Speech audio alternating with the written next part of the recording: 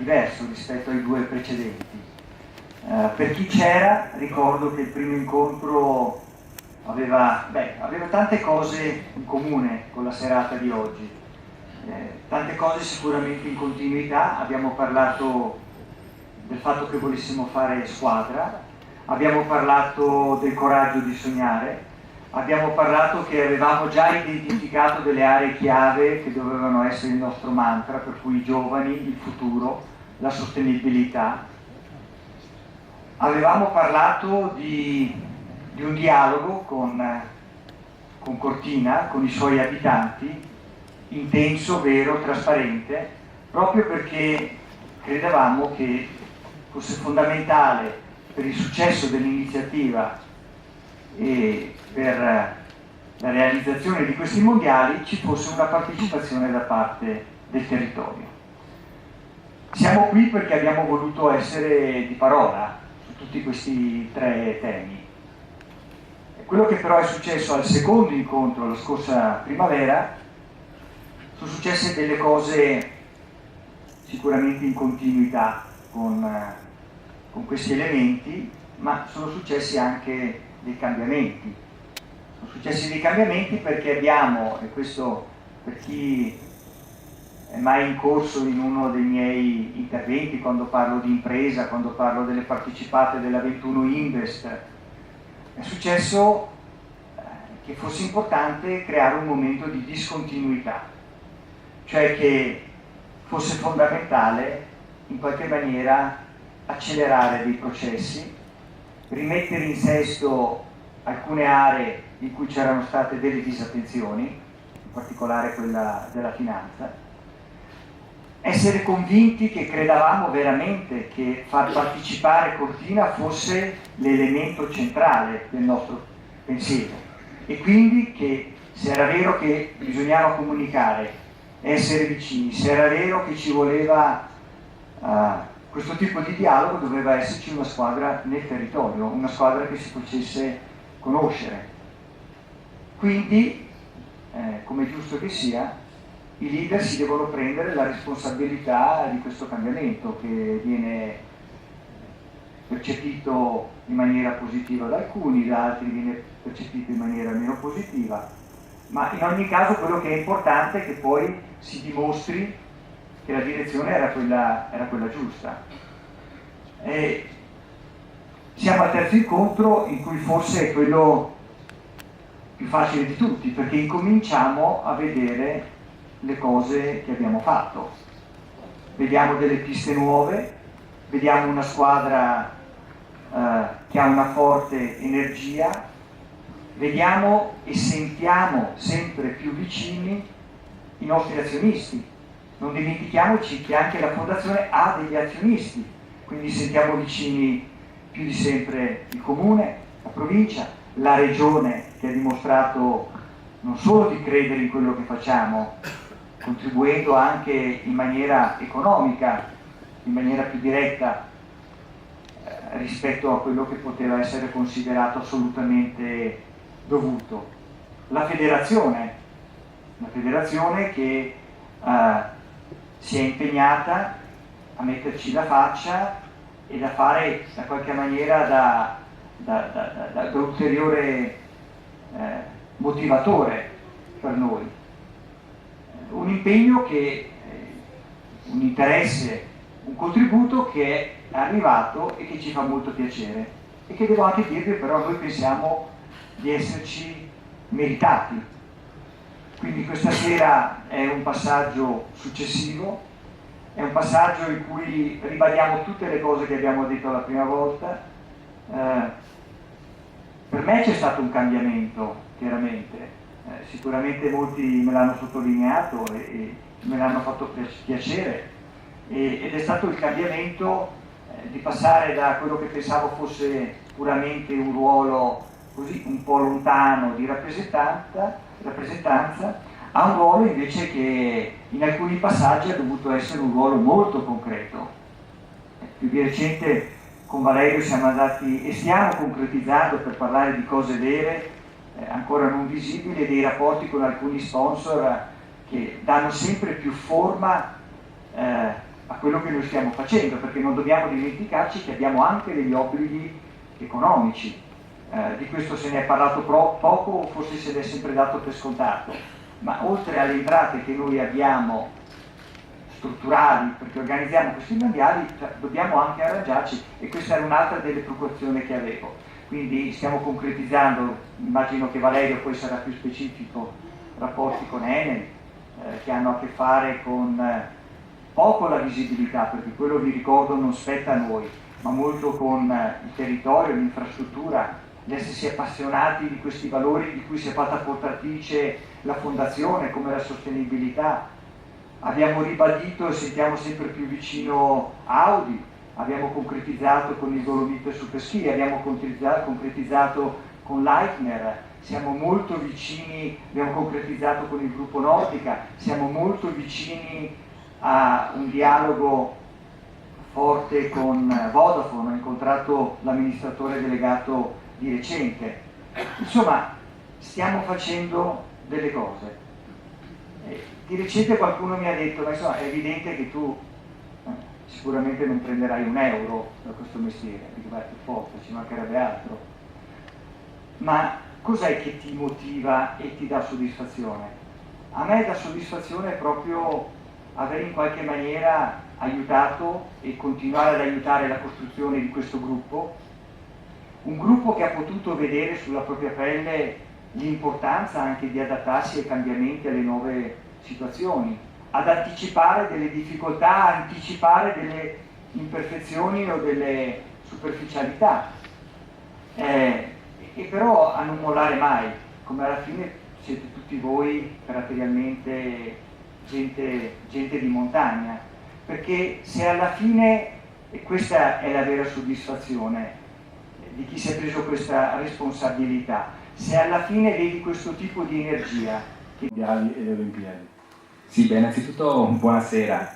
Beh, la relazione è una relazione molto stretta, devo dire che in questo anno e mezzo e soprattutto in questo anno in cui appunto la Fondazione vede Valerio Giacobbi come amministratore delegato e come presidente Alessandro Benetton, e diciamo, perché no, la nostra amministrazione, Cortina ha preso sicuramente grande credito, e devo dire che l'evento dei mondiali e perché no il sogno delle Olimpiadi sicuramente saranno e sono due occasioni importanti di rilancio per la nostra comunità.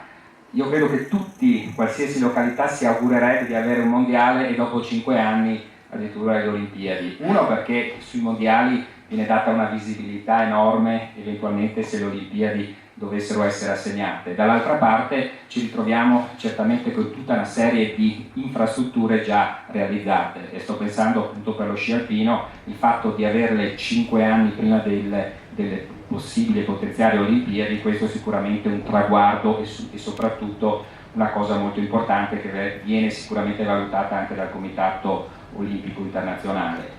Il fatto poi che sia un'Olimpiadi così congegnata, ecosostenibile, che guarda all'agenda 2020, quindi nell'utilizzo delle infrastrutture esistenti, credo che si concili benissimo con la nostra realtà. Cioè il fatto di avere le piste, quindi in realtà anche per chi è più attento all'ambiente, aver già fatto il lavoro e pensare per le altre attività, perché noi abbiamo pensato al bobsleigh fino skeleton, quindi un recupero della pista di bob, e al curling, che è un'attività, è uno sport che qui a Cortina trova la sua naturale sede. Io credo che sia assolutamente fonte di grande soddisfazione e soprattutto una conseguenza logica di un mondiale che sicuramente sarà straordinario. Tutto vero, quindi abbiamo una grande opportunità davanti. E vi voglio raccontare una cosa. Un mese fa, diciamo il 15 novembre, abbiamo organizzato a Milano una conferenza stampa con il nostro presidente Alessandro Benetton, con Giampietro e con il sindaco Sala.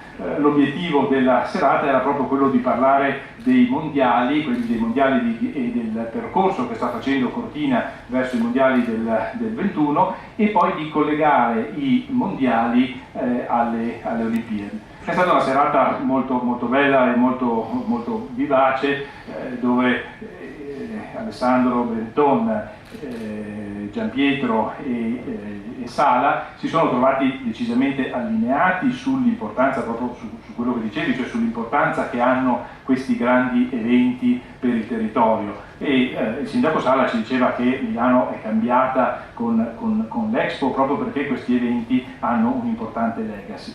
È stata una serata divertente e tra l'altro è stato interessante quando siamo entrati tutti, l'evento era la triennale, siamo entrati tutti sotto una pioggerellina e una nebbiolina piuttosto fastidiosa, e a un certo punto non so se Sala o il moderatore Ubaldeschi ha chiesto: ma com'è, tu sei partito da Cortina stamattina, com'è venire da Cortina a Milano? E Gianpietro ha guardato un pochino tutti e dice: beh, sapete, io sono partito, c'era un cielo sereno e le montagne tutte rosse, e quindi capite voi che venire a Milano in mezzo alla pioggerellina fa una grande differenza. E comunque nel corso della serata avevamo un disegnatore che prendeva alcune parole e alcuni spunti mentre si sviluppava la conversazione tra Alessandro, Gianpietro e il sindaco Sala, e ne è uscita questa carta alla quale, diciamo, sono alcuni temi che continuiamo a ripetere perché sono in effetti diciamo, i pilastri di questo percorso che stiamo facendo, e quindi ti tengo ancora qui un minuto, ne volevo vedere alcuni con te. Avete sentito, tutto questo, diciamo, né Gianpietro né Alessandro lo sapevano che c'era, ma avete sentito prima nel discorso di Alessandro venire fuori alcuni di questi temi. È una visione, è un sogno, è il fatto di avere il mondiale davanti, di costruirci attorno un progetto, è una cosa importante, quindi non è un evento sportivo, è un momento, è un'opportunità fantastica che ha la nostra comunità. E perché? Perché ci sono queste legacy, cioè c'è questa eredità che poi resta sul territorio, un'eredità di un miglioramento economico, di nuove professionalità. Lo ha accennato prima, si parla di giovani, di squadra, di fare squadra, di lavorare insieme. Siamo su un territorio molto delicato e quindi l'importanza della sostenibilità. E quindi tutti questi aspetti sono venuti fuori quella sera, e poi si è cominciato a parlare di Olimpiadi e di questa abbinata Cortina-Milano, e lì nelle battute appunto tra Gianpietro e Sala è venuto fuori come Cortina e Milano hanno veramente delle buone possibilità, perché sono due eccellenze, perché non c'è competizione tra questi due, tra le due città, perché sono complementari, e quindi, diciamo, siamo riusciti, l'Italia è riuscita a mettere sul piatto una proposta innovativa. E diciamo il punto finale, secondo me, che è venuto fuori da questa carta qui è proprio questo: andiamo dritti perché abbiamo tutti i requisiti e perché alla fine riusciamo a sorprendere. Quindi questo è stato diciamo, il messaggio che è venuto fuori da quella serata, e abbiamo fatto delle copie di questa cartina, che poi è stata firmata da Gianpietro, da Alessandro e da Beppe Sala, e se poi la volete ritirare, anche per raccontare a casa e per ricordare quali sono un pochino le parole che stanno attorno a questo progetto. Quindi grazie Gianpietro, grazie per essere stato qui. Colgo anche l'occasione per ringraziare, perché c'è qui con noi anche il commissario straordinario Valerio Sant'Andrea, che devo dire ci sta dando una grossa mano. Devo dire che questo è un termine tanto utilizzato, ma questa collaborazione, sinergia tra Fondazione 2021, tra amministrazione comunale e commissario straordinario è eccellente, quindi stiamo veramente remando tutti dalla stessa parte, anche le stesse categorie economiche vedono non solo di buon occhio, ma collaborano per l'evento 2021, e devo dire che il sogno olimpico è sempre più vicino. Tra l'altro io arrivo proprio da poco, che sono stato questa mattina, ero a Roma ad una riunione abbastanza importante a Palazzo Chigi, e devo dire che il rapporto e la forza di Cortina con Milano. Insieme ad Alberto, che è sempre preciso su tutti gli aspetti tecnici, state facendo. Grazie Valerio e buonasera a tutti. Buonasera a tutti anche da parte mia. Io stasera sono particolarmente contento perché è un anno e mezzo che la gente mi ferma per strada e esce sempre il nome del commissario, ci pensa il commissario di qua, il commissario di là, finalmente abbiamo un volto, quindi abbiamo un volto, però abbiamo un volto particolare perché pur essendo di Roma è un maestro di sci, ha lavorato a Cortina, ama Cortina, quindi è un valore aggiunto per noi, oltre alle, diciamo, le sue competenze straordinarie, voglio dire, la passione che mettiamo noi come team l'abbiamo ritrovata nel nostro commissario. Ci sto facendo un po' una leccatina perché dopo devo chiederti delle cose in più. Comunque il protagonista questa sera è lui, io ho fatto solo una presentazione, ci racconterà qual è il suo ruolo in modo che sia ben chiaro a tutti quali sono i suoi compiti e cominceremo a raccontare un po' quello che è stato fatto insieme. Grazie Alberto, grazie Valerio, grazie Alessandro, grazie Gianpietro e tutti gli assessori e tutta la platea. Questa introduzione che hai fatto Alberto mi mette molta ansia perché ovviamente il progetto è un progetto molto complesso, come sapete, gli interventi sono tanti, sono interventi che devono essere tutti portati in conferenze di servizi per le debite approvazioni, quindi diciamo la burocrazia tra virgolette, e dopodiché devono essere realizzati.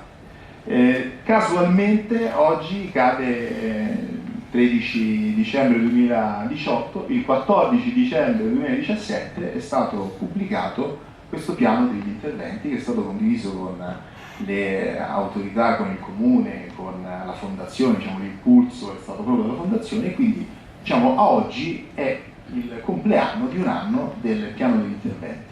Che cosa abbiamo fatto sino ad oggi? Ad oggi sono stati, diciamo, raggiunti gli obiettivi che orientativamente erano stati individuati l'anno scorso. E come? Attraverso un sistema molto complesso, ma vado velocemente. Io ho una squadra di vicecommissari, di esperti che mi supportano su diversi profili dal punto di vista economico, finanziario e così via.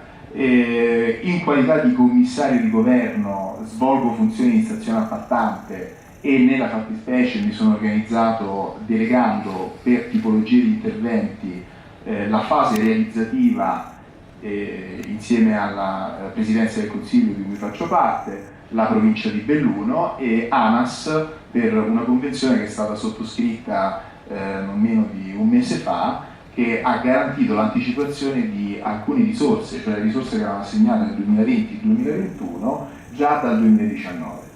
Quindi in quest'anno con l'aiuto del booster, del facilitatore appunto della fondazione e una sinergia vera, cioè quella che diceva Gianpietro era vera, verissima, che io ho visto, tanto è vero che ho il maglione della fondazione, cioè mi sento e faccio parte del gruppo, e non solo, insieme alla regione, insieme alla provincia, si è riusciti a fare, diciamo, a velocizzare tantissime attività procedurali legate sia all'approvazione che all'affidamento degli interventi. In relazione alle attività svolte ti passo la parola?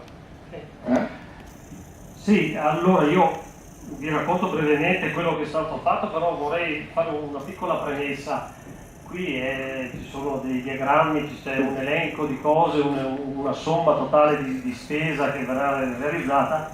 Abbiamo parlato di regione, di comune, io non vorrei assolutamente dimenticare tutti gli altri, perché il vero booster, diciamo, per quanto riguarda l'infrastruttura, l'area sportiva che è quella che mi interessa di più, dove sono più preoccupato, arriva sicuramente dai privati, quindi le società degli impianti, ISTA, Tofana, che sono stati veramente gli acceleratori che ci hanno permesso di portare avanti l'idea, insieme alle loro risorse, le nostre risorse del commissario, riuscire a portare questo pool, diciamo, di persone, siamo riusciti a portare a casa dei risultati che a livello internazionale, quando la federazione viene a controllarci ogni 6 mesi, è stato molto gradito perché abbiamo mantenuto il cronoprogramma, il che a Zurigo io ho fatto anche una battuta durante la mia presentazione, perché ho detto vi sembrerà strano, un'organizzazione italiana ha fatto delle promesse e le ha mantenute.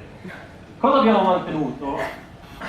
Nell'area della Tofana i lavori sono visibili un po' a tutti, l'Olimpia Stratofana è stata rinnovata, ha un impianto di innevamento nuovo, la vertigine è stata completata, abbiamo un traguardo, anche se in versione provvisoria, che verrà completato l'anno prossimo con il nuovo bypass e con una rifinitura, diciamo, dell'area di arrivo.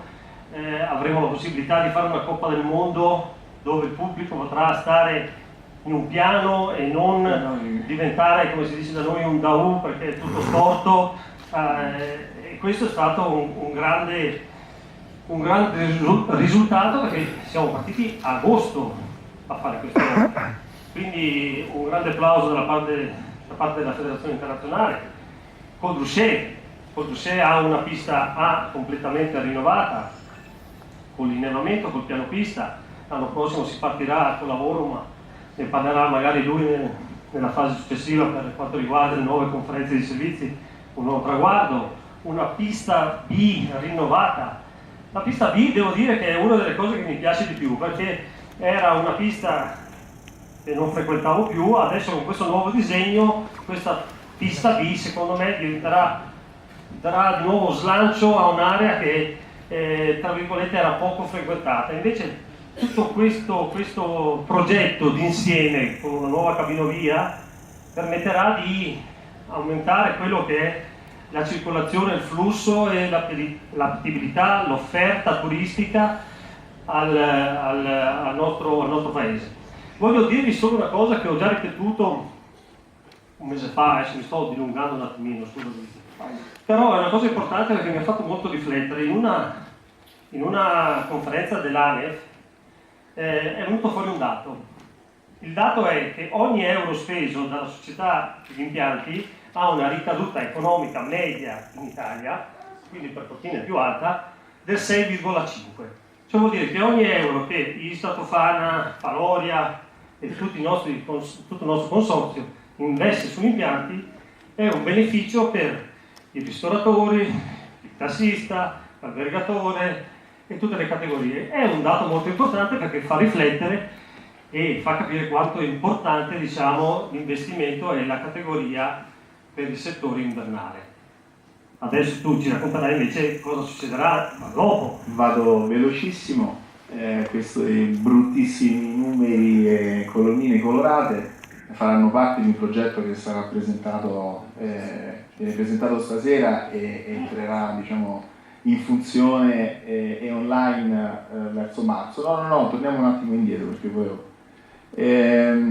questo diagramma rappresenta tre blocchi, no?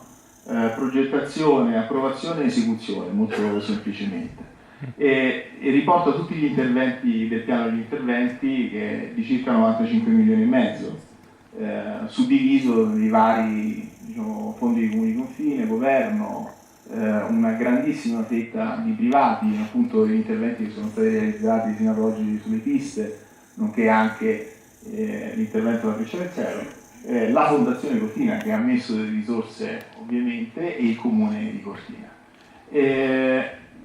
Questo diagramma sopra dà l'entità dei costi degli interventi. Diciamo, gli interventi più importanti sono quelli relativi agli impianti, quindi sono dei Prati, Baredones e la Breccia del Cielo, e questo invece sono gli stati di avanzamento. Sostanzialmente per i 5 interventi che sono stati in parte completati, ovviamente il tracciato del bypass di Rumerlo verrà completato in primavera, come la restante parte dei 2 tunnel, perché ne è stato fatto uno su 3, e l'area di arrivo invece è quasi completata perché c'è una viabilità, diciamo, provvisoria, ma rende l'idea dell'attività che è stata fatta fino ad oggi anche per le restanti parti, diciamo i restanti livelli, no? Abbiamo suddiviso in 3 livelli, i primi 2 quelli necessari per il mondiale e il terzo livello invece era il complementare. In realtà siamo riusciti in questo anno a garantire le risorse finanziarie sì dal 2019, e quindi tutti gli interventi che inizieranno nel 2019 hanno una grandissima probabilità di essere completati per il 2021. Quindi un anno fa si diceva che riuscivamo a fare i primi 2 livelli, scavalcando ovviamente il 2021. Mi faccio riferimento alla piscina, piuttosto a piscina di Guardiani, piuttosto che l'impianto Sondebrare Baedones, Girardon, eccetera. E tra il mese di febbraio praticamente faremo altre conferenze di servizi, quindi completeremo tutta l'istruttoria legata all'approvazione dei progetti entro marzo, sostanzialmente, dando priorità alle strade, all'intervento su Lungoboide con i 2 ponti, il Ponte Corona e il nuovo Ponte Vignes, e l'intervento sull'adeguamento della viabilità di Girardon.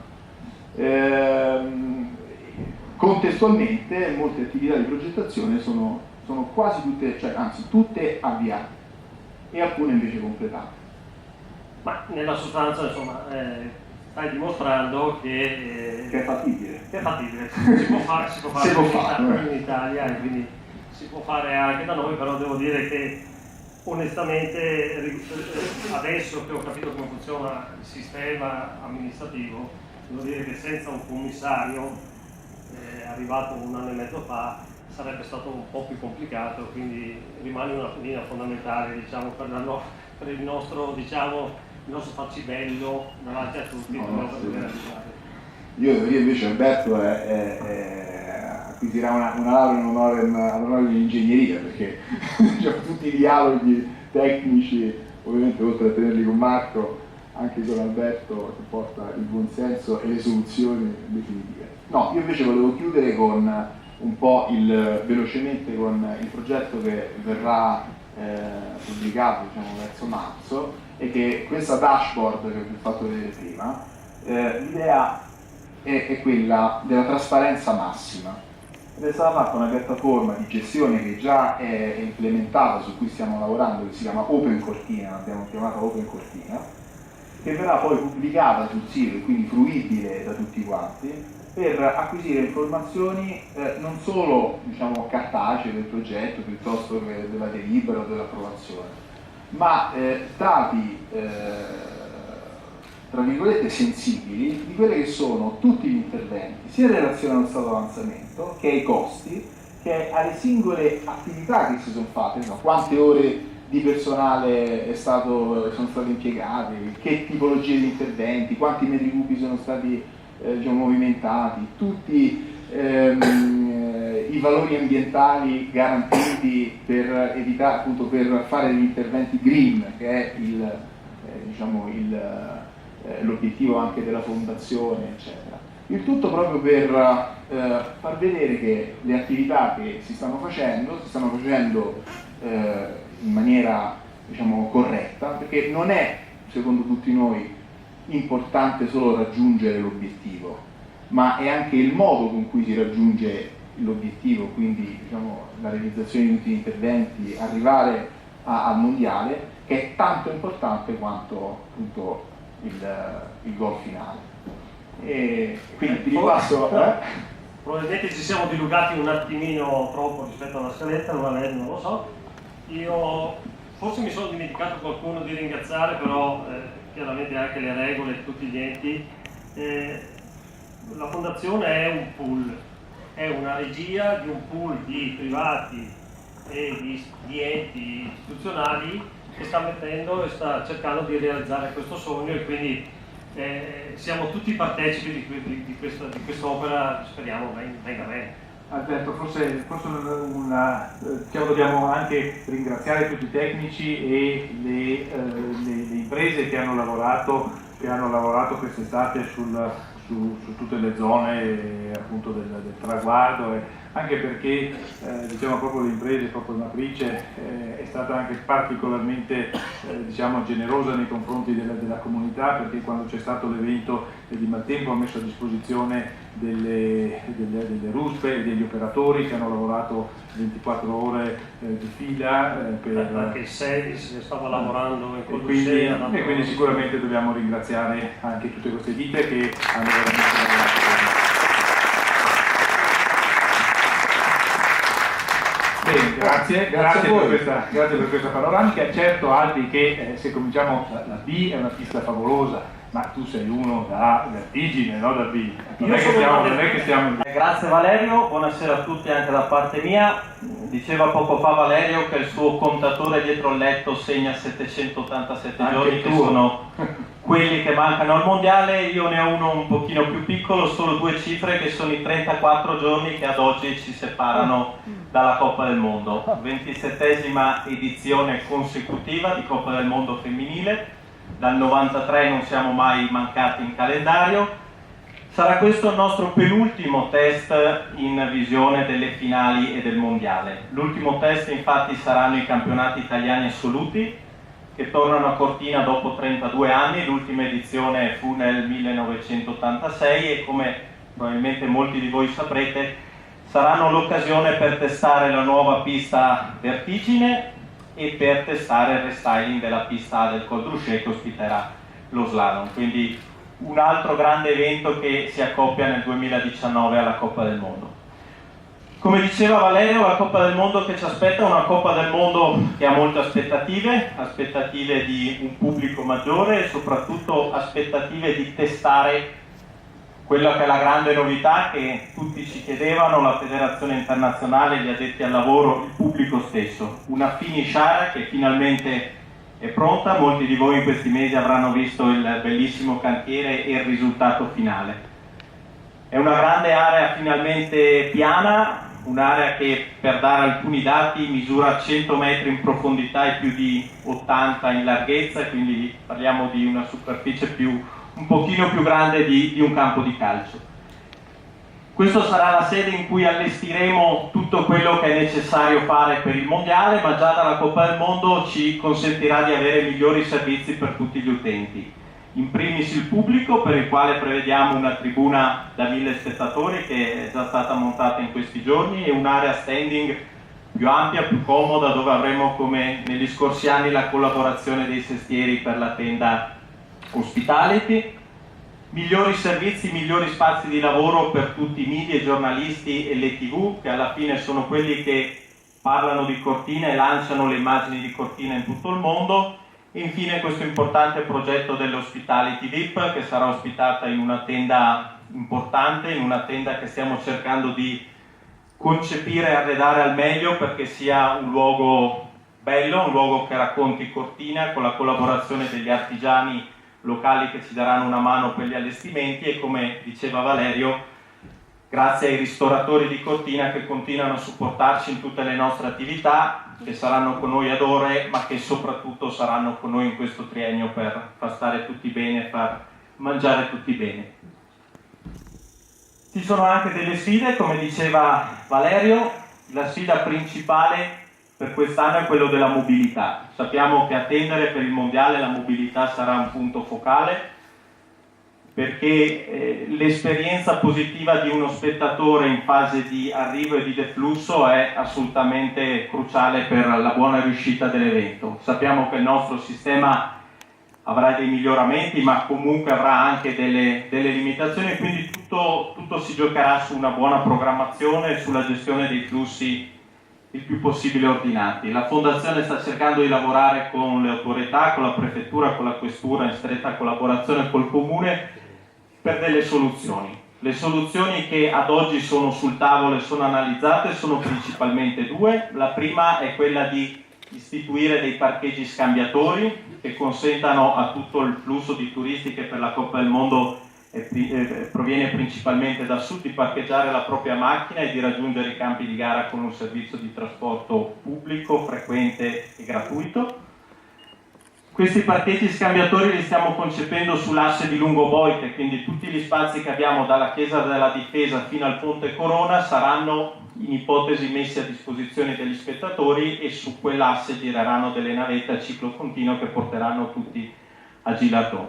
L'altra misura, secondo noi fondamentale da testare, è quella di una limitazione del traffico sulla SR48, quindi sulla strada che sale verso Socrepes e poi al passo Falzargo, soprattutto per decongestionare il nodo di Gilardon, di Socrepes, che in passato ha sempre creato problematiche e rallentamenti. Quindi queste le misure sul tavolo, la Fondazione sta cercando di lavorare e lavorerà con una azione di comunicazione importante, cercherà di rendere consapevole tutti delle misure che sono state messe in campo, degli orari, cercheremo di lavorare sia con i residenti che con i turisti che magari frequentano Cortina in quel weekend ma non necessariamente vengono alle gare di sci, di avere comunque delle soluzioni alternative che saranno un rafforzamento delle linee di trasporto urbane degli ski bus verso le 5 Torri.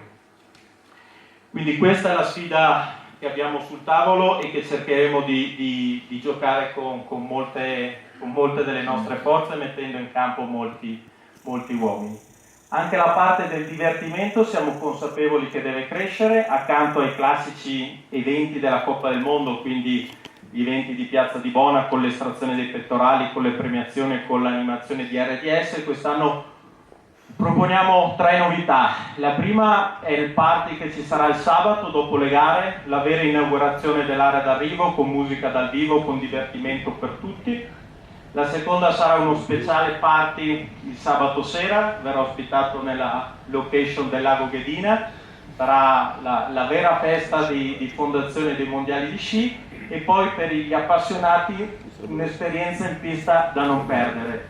Da una parte il nostro super ambassador Ghedo porterà alcuni fortunati sciatori in ricognizione lungo la pista, li porterà a sciare con lui, a fargli provare tutte le emozioni della Tofana, e in più abbiamo un ospite molto gradita che è Giulia Mancuso, ragazza americana che proprio l'altro anno ha abbandonato l'agonismo a Cortina, un luogo che ha sempre amato, una pista che le ha sempre dato molte soddisfazioni, che tornerà, ha voluto lei essere della partita, essere cosa per raccontarvi quello che voglio anche continuare a fare, ovvero andare negli eventi sportivi e cercare di reclutare lì dei volontari per il nostro evento. Abbiamo bisogno di tante persone.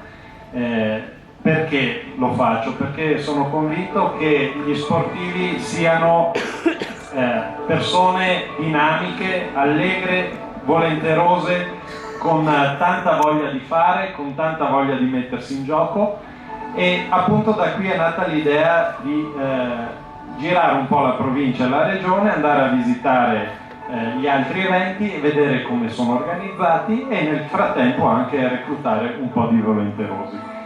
Devo dire che l'entusiasmo è tanto e quando si parla di Cortina l'attenzione anche sale. Quello che vorrei ritrovare anche qui, l'entusiasmo che ho visto alla Delicious e di cui lascerei parlare Paolo. Dunque, buonasera a tutti. Volevo ringraziare, perché vedo qua parecchi miei collaboratori volontari qua in sala, e quindi vorrei esortarli a venire anche d'inverno a dare una mano a voi, primo, perché avete bisogno e io sicuramente mi impegnerò al massimo per darvi una mano nel mio piccolo.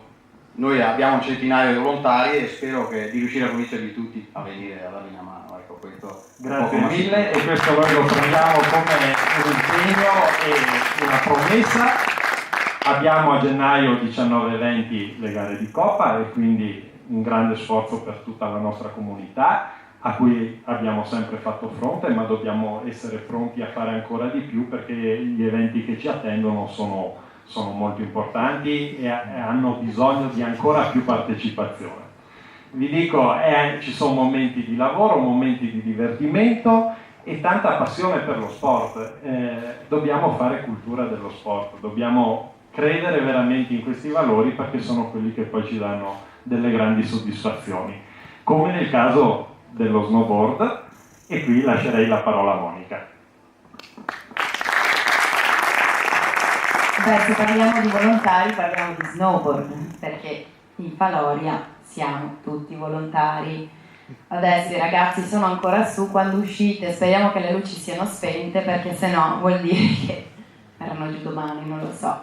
Diciamo che la gara di quest'anno ha preso ha un significato diverso rispetto alle altre volte. Quest'anno è subentrata Audi, è subentrato il consorzio del Prosecco DOC, è subentrato Latte Busche col formaggio Piave, e a monte è subentrata comunque la fondazione, che noi ringraziamo perché la collaborazione è a 360 gradi, ci prestiamo le persone, che questo penso sia importantissimo, quindi le competenze, ci prestiamo i materiali, ci prestiamo i comunicati, ci aiutiamo per la comunicazione, insomma è veramente una famiglia, è come una grande famiglia, e questo per noi è assolutamente un valore aggiunto, e sicuramente se la Coppa del Mondo di Snowboard ha adesso il valore che ha ad oggi, e speriamo di poter dimostrare a tutti tra 2 giorni, è anche perché a monte c'è la fondazione. Quindi grazie. Grazie a voi. No, non è una sponsorizzazione solo, è un rapporto diverso. Prima avevate citato Milano ed Expo. Il consorzio del Prosecco DOC oggi è la prima denominazione in Italia a volume e a valore, e che tra i territori di produzione ha anche la provincia di Belluno. E adesso vorrò stupirvi, perché oggi, quando ho guardato i dati, sono rimasto allibito, e oggi ho scoperto che Belluno è la 9ª provincia in Italia per valore prodotto enologico in prodotti DOP e IGP. Batte la provincia di Bolzano. Io giuro, li ho visti oggi come sindaco, non ho una mis proprio ampezzana, perché dovevo viaggiare, sostanzialmente l'ho scoperto questa sera con lo stesso treno del sindaco, solo che sapendo che normalmente Trenitalia non ci assicura sempre la massima puntualità, ho lasciato un convegno organizzato da Ismael Qualivita per essere certo di arrivare in tempo qui, perché ci tenevo assolutamente a essere con voi, e ho visto i dati, era per quello che giravo il cellulare prima, non era una carenza di educazione, e ho confermato, la 9ª provincia in Italia per valore su prodotti DOP IGP. Battete Bolzano, battete province che a me hanno fatto stupire, Pordenone, Venezia, è stata una DOC storica come l'Isompra Maggiore, eccetera. Quindi questo va considerato.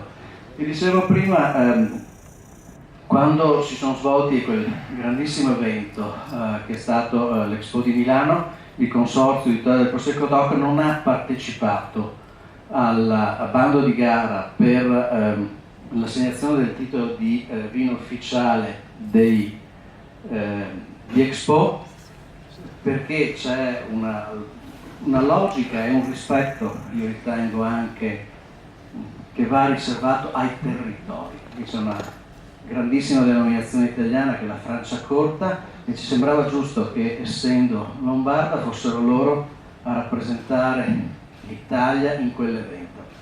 Io, quando ho saputo dei mondiali di Cortina 2021, ho detto: nessuno si provi a togliermi i mondiali a Cortina, perché ci credo che così si farete, nel rispetto tra i prodotti, nel rispetto delle contestualità territoriali.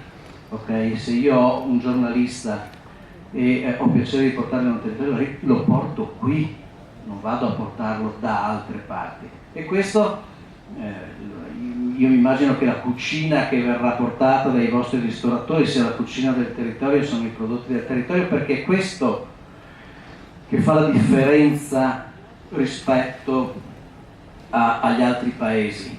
Gli altri paesi che hanno omologato tutto, per cui fish and chips lo possiamo mangiare da Londra come a Edimburgo, e invece noi abbiamo una cucina che è una cucina del territorio, ci sono i prodotti del territorio, ci sono i vini del territorio. Oggi durante il convegno hanno detto cosa è il valore della dieta mediterranea, patrimonio immateriale dell'UNESCO, e la differenza tra la cucina italiana e la cucina francese. La cucina italiana sta guadagnando grandissimo spazio a livello mondiale, la cucina francese lo sa. La differenza è molto, la cucina francese è tecnica, la cucina italiana è prodotto, è la materia prima, quello che si riesce ad ottenere, quello che è la realtà, e noi dobbiamo essere in grado di rendere grandi questi mondiali, perché non è solo una grande organizzazione, ma c'è gente,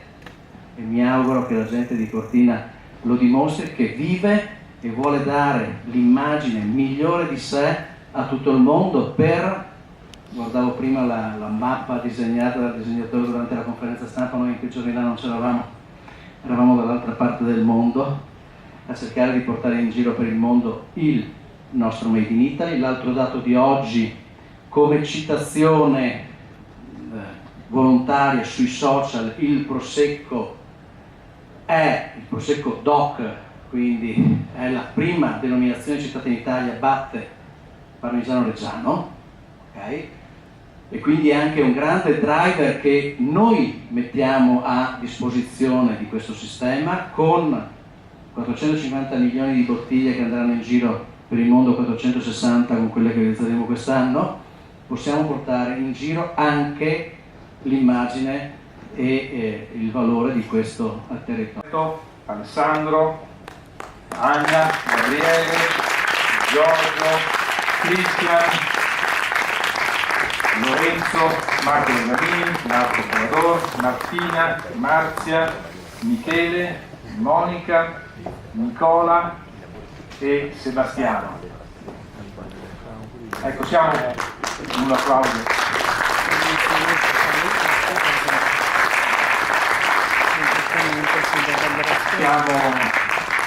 Siamo tutti qui, qualcuno manca Andrea Pollonio, manca Nicola Moretta che non sta tanto bene, manca Valentina Comoretto, non abbiamo chiamato tutti i direttori di gara e di pista perché sennò erano troppi.